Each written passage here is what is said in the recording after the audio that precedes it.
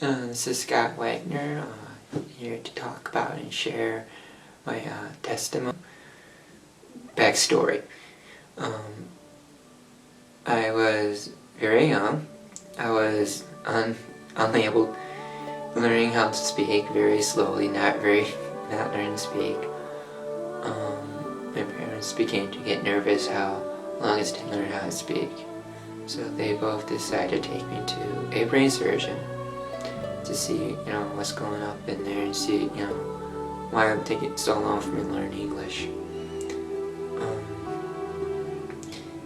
They found out the doctor had set them down and told them that your son has dyslexia. Your kid may never learn how to speak by himself. And it took them. They were like they didn't believe what the doctor said, and so they, fought back and actually taught me how to speak. I still, dyslexia throughout my life. I either took it more as a curse, a painful thing, which pain is my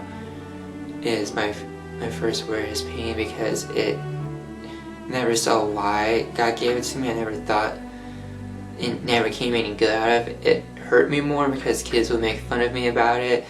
It slowed me down in school. I was really upset. I was like, God, why are you hurting me? Why are you giving me this pain? Why are you putting this pain on my shoulders? I don't know why you give me this pain, this painful gift. It hurt, and took a lot of time for me to, get just to it. And one of the stories that I'm going to share with you is one of the ways how I learned, to cope with it, how God showed me the right path. I was, in my senior year in high school, and I decided to go on this mission trip along with my church to go down to Oklahoma City.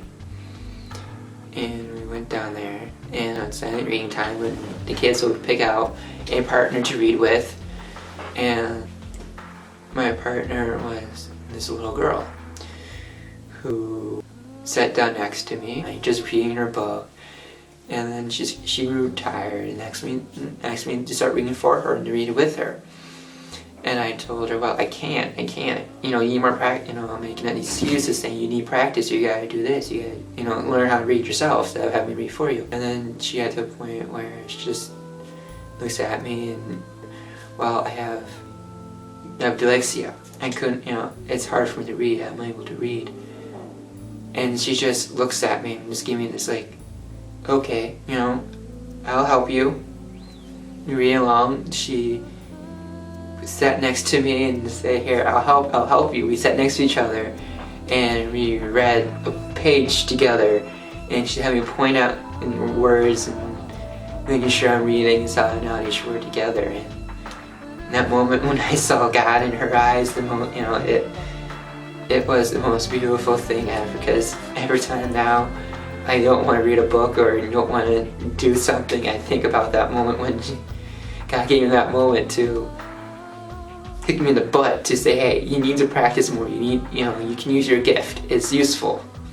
And that made me feel really happy, and it kicked me in the butt, saying, hey, I didn't give you a curse. I didn't give you a painful gift. I gave you something you can use, something you can work on. And so 2 years later, I got baptized. And then came my mission, which in the second one became more of a mission for me to share my story, to share my once was a painful gift to a miracle worker, and share my stories and help others, encourage them. And one of the ways that I encourage someone is by this one time I was at COD, College of DuPage. I was just, doing my English paper down in the Tune Center, working on, asking for help.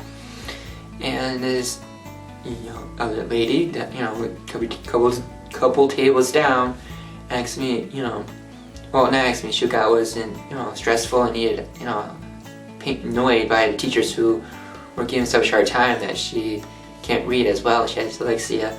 And God told me, you know what, stop your work right now. Stop and go over there and talk to her, because you've gone through this problem. You've been through this problem. Let's go down there and talk to her and, you know, make sure she's okay. So I stopped my work. Well, clearly I did, but I walked over. I just asked, do you want me to, you know, answer, can I pray for you? And she looks at me and says, God bless you, yes. God bless, I need, you know, all the help I can get.